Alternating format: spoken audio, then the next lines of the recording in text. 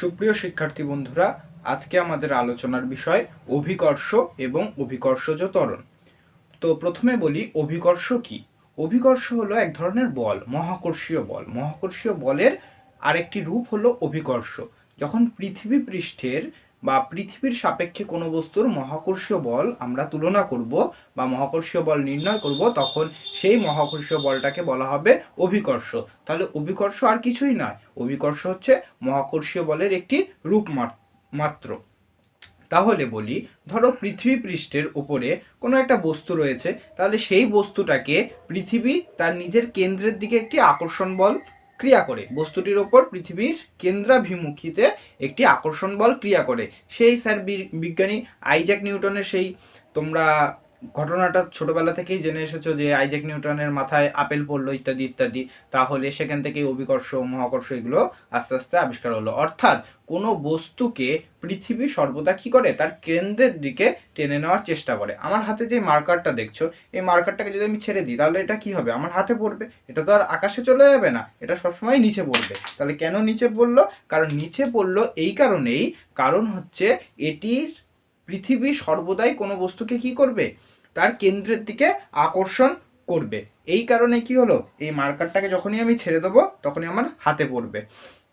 তাহলে শুরুতেই শুরু করছি অভিকর্ষ।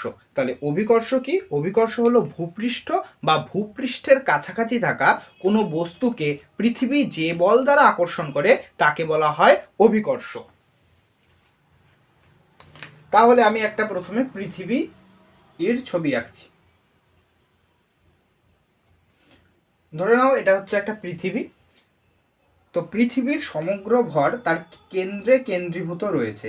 যদি পৃথিবীটাকে একটা হোমোজিনিয়াস ভর মানে হচ্ছে সমসত্বভাবে যদি ধরে নিই যে প্রত্যেক জায়গায় ভর সমানভাবে বণ্টিত রয়েছে, তখন সেটাকে বলা হয় সমসত্বভাবে বণ্টিত রয়েছে ভর। তাহলে আমি ধরে নিলাম যে পৃথিবীর ভর সব জায়গায় সমান রয়েছে, সমানভাবে বণ্টিত রয়েছে। তাহলে সমগ্র ভরটাকে কেন্দ্রে কেন্দ্রীভূত করলে ক্যাপিটাল এম ভর বিশিষ্ট পৃথিবী রূপে কল্পনা করা যেতে পারে। ঠিক আছে, তাহলে এই পৃথিবীর এটা তো ভূপৃষ্ঠ, তাহলে এই ভূপৃষ্ঠের কাছাকাছি আমি একটা বস্তু নিলাম।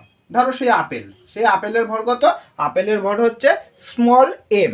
তাহলে এই স্মল এম ভরের বস্তুটাকে পৃথিবী কি করবে, নিজের দিকে একটা বল দিয়ে টানবে, সেটাকেই বলবো অভিকর্ষ বল, তাই তো? তাহলে সেই ফোর্সটা হচ্ছে এফ, সেই ফোর্সটা হচ্ছে এফ। তাহলে আমরা কি জানি, এফ ইকুয়ালস টু এম এ। আমরা নিউটনের গতিসূত্র অনুযায়ী, দ্বিতীয় গতিসূত্র অনুযায়ী জানি এফ ইকুয়ালস টু এম এ। অর্থাৎ বস্তুর ভর এবং ত্বরণের গুণফলের সমান হচ্ছে বস্তুর উপর ক্রিয়াশীল বল। তাহলে আমি কি বলতে পারি, ত্বরণ A equal to F by M. এই ত্বরণ, এই যে অ্যাক্সিলারেশন ডিউ টু গ্র্যাভিটি, তো এই অ্যাক্সিলারেশন ডিউ টু গ্র্যাভিটি এটাকে জি দিয়ে রিপ্লেস করা হয়। তাহলে জি ইকুয়াল টু কি লেখা যায়, এফ বাই এম। তাহলে আমি এখন প্রথমে এফটা নির্ণয় করার চেষ্টা করব। তাহলে এফটা কিভাবে নির্ণয় করব? এফটা এখানে কি ধরনের বল? মহাকর্ষীয় বল। তাহলে মহাকর্ষীয় বল বের করার আমরা সূত্র পড়ে এসেছি, F equals to G M one M two R square. তাহলে এম ওয়ান বলতে এখানে স্মল এম এবং এম টু বলতে ক্যাপিটাল এম। তাহলে G small M capital M by R square. তাহলে এদের মধ্যবর্তী দূরত্বটাকে কত ধরলাম? মধ্যবর্তী দূরত্বটাকে ধরলাম স্মল আর। এটা হচ্ছে স্মল এম ভরের বস্তু, এখান থেকে পৃথিবীর কেন্দ্রে যেই ভরটা রয়েছে এম, তার দূরত্ব ধরলাম হচ্ছে স্মল আর। তাহলে নিচে কি হবে, আর স্কোয়ার। তাহলে এফ ইকুয়াল টু কি পেলাম, G small M capital M by small R এর স্কোয়ার। আচ্ছা, পৃথিবীর ব্যাসার্ধটাকে ধরে নিলাম আমরা ক্যাপিটাল আর। পৃথিবীর ব্যাসার্ধটাকে ধরে নিচ্ছি ক্যাপিটাল আর। এটা হচ্ছে পৃথিবীর ব্যাসার্ধ। তাহলে এইবার দেখো, তাহলে F equals to G M one M two by R square দিয়ে আমরা কি বের করলাম? আমরা বের করলাম হচ্ছে মহাকর্ষীয় বল। এবার আমরা কি জানি, F equal to M A. তাহলে আবার A equals to F by M, এটাকে যদি জি দিয়ে রিপ্লেস করি তাহলে F equal to M A থেকে লেখা যায় F equal to M G. তাহলে এই এফ এর জায়গায় যদি আমি বসাই এম স্মল জি, তাহলে এই দিকে আছে, ডান পক্ষে আছে G small M capital M by R square. তাহলে উভয় পক্ষ থেকে স্মল এম কেটে গেল, তাহলে কি পেলাম, G equal to capital G into M by R square. তাহলে খেয়াল করে দেখো, আগের দিন আমরা যখন মহাকর্ষীয় ক্ষেত্র প্রাবল্য পড়ছিলাম তখনও কিন্তু G equal to capital G M by R square এই একই রাশিমালা পেয়েছিলাম। অর্থাৎ আমি বলেছিলাম যে ভূপৃষ্ঠের কাছাকাছি যদি কোনো বস্তুর মহাকর্ষীয় ক্ষেত্র প্রাবল্য নির্ণয় করি এবং অভিকর্ষজ ত্বরণ নির্ণয় করি, দুটোই দেখব সমান, G equal to capital G capital M by R square. তাহলে খেয়াল করে দেখো, এই যে অভিকর্ষজ ত্বরণ, এটা কি বস্তুর ভরের ওপর আদৌ নির্ভরশীল? না, বস্তুর ভরের ওপর আদৌ নির্ভরশীল নয়। কি করে বুঝলাম? এই যে ইকুয়েশনের দিকে তাকাও, স্মল জি এটা হচ্ছে কি, এটা হচ্ছে গ্র্যাভিটেশনাল অ্যাক্সিলারেশন। এই জিটা হচ্ছে এই স্মল এম ভরের বস্তুর ওপর ক্রিয়াশীল, ঠিক আছে। এবার তুমি এখানে আপেলই রাখো আর তুমি এখানে 5 টন লোহাই রাখো, বা তুমি 10 কেজির একটা বাটখারাই রাখো, যাই রাখো না কেন, তার উপর কিন্তু এই স্মল জি পরিমাণ অভিকর্ষজ ত্বরণটাই ক্রিয়াশীল হবে।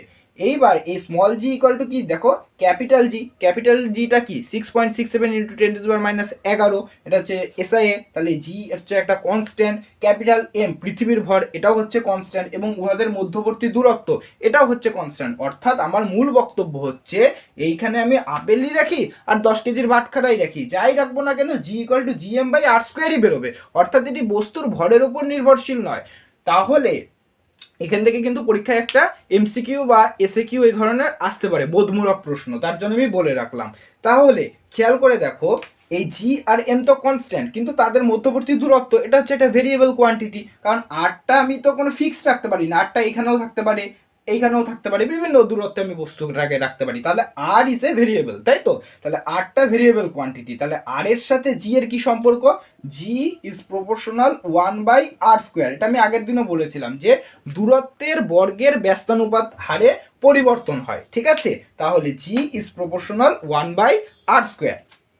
তাহলে এবার আমরা যেটা নিয়ে আলোচনা করব সেটা হচ্ছে, এই যে আপেলটা যে পড়ছে বা স্মল এম ভরের বস্তুটা পড়ছে, তাহলে আমাদের মহাকর্ষীয় সূত্র কি বলে? প্রত্যেক বস্তুর ওপর মহাকর্ষীয় বল ক্রিয়া করে। অর্থাৎ আপেলটা পৃথিবীর দিকে পড়ছে, এমন হচ্ছে না কেন পৃথিবীটা আপেলের দিকে চলে যাবে? এরকমও তো হতে পারতো, কারণ আপেলটাও কি করছে, আপেলটাও তো পৃথিবীটাকে টানছে, তাহলে পৃথিবীটা আপেলের দিকে যাচ্ছে না কেন? এবার শুনে অবাস্তব লাগতে পারে, ঠিক আছে কথাটা। এবার আমরা সেটা প্রমাণ করব যে কেন পৃথিবী আপেলের কাছে যায় না, আপেল পৃথিবীর কাছে আসে। অর্থাৎ আপেলের ত্বরণ পৃথিবীর ত্বরণের থেকে অনেক বেশি, বস্তুর ত্বরণ পৃথিবীর ত্বরণের থেকে অনেক বেশি। তাহলে চলো বোঝার চেষ্টা করি। তাহলে প্রথমে আমরা কি করব? প্রথমে আমরা বস্তুর ত্বরণ বের করব, তারপরে আমরা পৃথিবীর ত্বরণ বার করব, তারপরে সেই দুটোকে ভাগ করে দিলেই আমরা পেয়ে যাব। খুবই সহজ, একটু বোঝার চেষ্টা করি। তাহলে প্রথমে আমরা যেটা করব সেটা হচ্ছে বস্তুর ত্বরণ। তাহলে বস্তুর ত্বরণ ইকুয়াল টু কি লেখা যায়? আচ্ছা, ত্বরণ A equals to F by M, তাই না, ফোর্স বাই ম্যাস। তাহলে ফোর্স হচ্ছে বল, তাহলে বস্তুর ওপর ক্রিয়াশীল বল, বস্তুর ওপর ক্রিয়াশীল বল বাই বস্তুর ভর, তাহলে বস্তুর ত্বরণ বেরিয়ে যাবে। তাহলে বস্তুর ওপর ক্রিয়াশীল বল কত? বস্তুর ওপর ক্রিয়াশীল বল হচ্ছে ক্যাপিটাল এফ, আর বস্তুর ভর হচ্ছে স্মল এম। এবার আমি যেটা নির্ণয় করব সেটা হচ্ছে পৃথিবীর ত্বরণ। পৃথিবীর ত্বরণ, তাহলে পৃথিবীর ত্বরণ কত? পৃথিবীর ত্বরণ হচ্ছে স্মল এফ বলছি কেন, ক্যাপিটাল এম। এই স্মল এম এর জায়গায় কি চলে আসবে? স্মল এম এর জায়গায় চলে আসবে ক্যাপিটাল এম। তাহলে পৃথিবীর ত্বরণ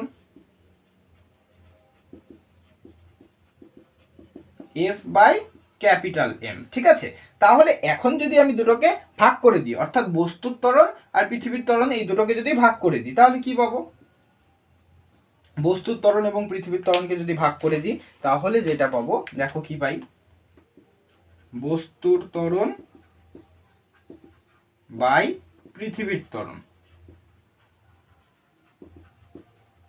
তাহলে বস্তুর ত্বরণ হচ্ছে এফ বাই স্মল এম, পৃথিবীর ত্বরণ এফ বাই ক্যাপিটাল এম। এটাকে যদি গুণ আকারে লিখি তাহলে এমটা উপরে চলে যাবে, এফটা নিচে চলে আসবে, তাহলে এফ কাটা গেল। তাহলে বস্তুর ত্বরণ বাই পৃথিবীর ত্বরণ ইকুয়াল টু কি? Capital M by small M.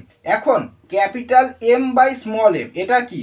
Small M এর তুলনায় ক্যাপিটাল এমটা অনেক বড়। তাহলে যখন কোনো একটা অনেক বড় সংখ্যাকে, যখন খুব একটা ক্ষুদ্র সংখ্যা নিচে থাকে, সেই ভাগফলটা is very very greater than 1 হবে। তোমরা ক্যালকুলেটরে চাইলে করে দেখতে পারো। পৃথিবীর ভর বসাবে, বস্তুর ভর বসাবে, দুটোকে ভাগ করবে, দেখবে সেটা একের থেকে কি হবে, একের থেকে অনেক বেশি হবে। যখন অনেক বেশি হয় তখন ডবল গ্রেটার দেন ব্যবহার করা হয়। ঠিক আছে, তাহলে বস্তুর ত্বরণ বাই পৃথিবীর ত্বরণ কি লেখা যায়, capital M by small M is very very greater than 1। তাহলে এই মানটা যেহেতু একের থেকে অনেক বড়, তাহলে লিখতে পারি আমি বস্তুর ত্বরণ বাই পৃথিবীর ত্বরণ is very very greater than 1।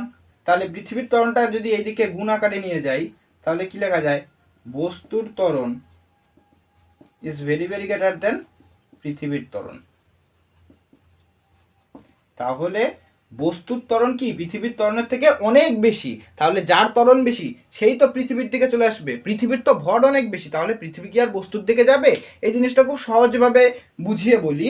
দেখো, ধরো তোমাকে একটা ক্যারাম বোর্ডের একটা গুটিকে তোমাকে আঙুল দিয়ে স্ট্রাইক করতে দেওয়া হলো। তাহলে সেই ক্যারাম বোর্ডের যে গুটিটা, স্ট্রাইকারটা, সেটার আর ভর কতটা, ধরো 20 গ্রাম বা 10 গ্রাম যাই হোক। তাহলে সেটাকে তুমি তোমার আঙুলের টোকা দিয়ে কি করতে পারবা, একটা অ্যাক্সিলারেশন দিতে পারবা, ফোর্স, ওর উপরে ফোর্স দেবে, তাহলে তার একটা অ্যাক্সিলারেশন হবে। এইবার একই জিনিস যদি বলা হয়, ধরো সেখানে বলা হলো তো একটা 2 কেজি ওজনের বাটখারা দিয়ে দেওয়া হলো, এবার বললো তুমি আঙুল দিয়ে সেটার উপরে একই পরিমাণ বল প্রয়োগ করো, সেটার কি ত্বরণ ঘটবে? সেটা আদৌ ওখান থেকে সরবে না, অর্থাৎ সেটার ভর বেড়ে গেল। তাহলে যখন ভর বেড়ে গেল তখন ওই একই পরিমাণ ফোর্স দিয়ে কি করতে পারলাম না, সেটার ত্বরণ ঘটাতে পারলাম না। ঠিক সেরকমই পৃথিবীর ভরটা তো অনেক বেশি বস্তুর ভরের থেকে, তাই ওই সামান্য পরিমাণ বল, মানে ওই আপেলটা যেই পরিমাণ বল দিয়ে পৃথিবীকে টানছে, সেই পরিমাণ বল দিয়ে পৃথিবীকে সরানো তো সম্ভবই না, তাহলে পৃথিবীর ত্বরণ তো ঘটবেই না। তাহলে যেহেতু বস্তুর ভর পৃথিবীর ভরের তুলনায় একদম নগণ্য, তাই বলা যেতে পারে যে এখানে বস্তুটাই কি পৃথিবীর দিকে পড়বে, অর্থাৎ আপেলটাই সর্বদা পৃথিবীর দিকে পড়বে, পৃথিবী কখনোই আপেলের দিকে যাবে না। আর একটা জিনিস খেয়াল করে দেখো, এইখানটায় আমরা পেয়েছিলাম G M by R square, small R square. এই যে স্মল আর দূরত্বটা আর এই যে ক্যাপিটাল আর দূরত্বটা, এই ক্যাপিটাল আর দূরত্বের মান তোমরা প্রত্যেকেই জানো 6400 কিলোমিটার। আর ভূপৃষ্ঠ থেকে এই একটা আপেল গাছের উপরে কত দূরত্ব হবে, মিটারে হবে। তাহলে যেখানে 6400 কিলোমিটার, তার কাছে এই স্মল এই যে এই দূরত্বটা কি খুবই নগণ্য।